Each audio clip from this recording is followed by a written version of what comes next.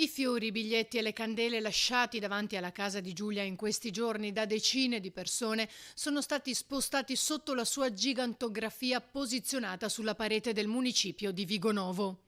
Una decisione, ha spiegato il sindaco Martello, per ragioni di viabilità e fruizione pedonale dell'area, che è stata completamente riempita, per permettere di poterne lasciare degli altri proprio accanto alla sua splendida immagine con scritto «Giulia, ti vogliamo bene».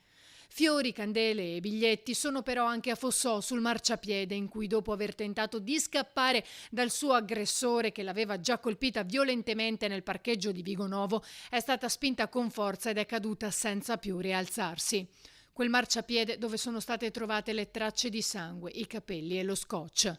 Ogni giorno che passa emergono dettagli su quella sera. Dopo il video che riprende l'aggressione nella zona industriale, ne spunta un altro, pubblicato dal Gazzettino, che riprende i movimenti successivi all'aggressione in un punto diverso. Dopo aver lasciato la quinta strada qui nella zona industriale di Fossò, dove ha caricato il corpo di Giulia Cecchettin, Filippo Turetta si è immesso nella via principale, via dell'Industria, solamente che invece di svoltare a sinistra per allontanarsi è andato a destra. Da qui si è immesso in via Settima Strada e poi in via Nona Strada, tutte strade interne e ancora più deserte. Ha rifatto il giro una seconda volta, dopodiché le immagini delle telecamere di un'azienda lo vedono fermo con la vettura a fari accesi per 90 secondi. Cosa ha fatto in quei minuti? Questo forse potrà chiarirlo solamente lui una volta rientrato in Italia.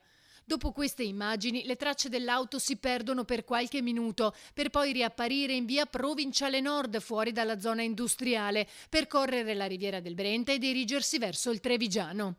Intanto la polizia tedesca ha trovato un secondo coltello nell'auto, ora sotto sequestro, oltre che un paio di guanti e un telefono cellulare. Sarebbero stati trovati poi circa 300 euro in contanti. Per quanto riguarda l'autopsia sul corpo di Giulia, sarà eseguita il 1° dicembre alle 9 all'Istituto di Anatomia Patologica della Clinica Universitaria di Padova. All'esame parteciperà anche l'anatomopatologo Antonio Cirnelli, nominato come perito della famiglia Cecchettin.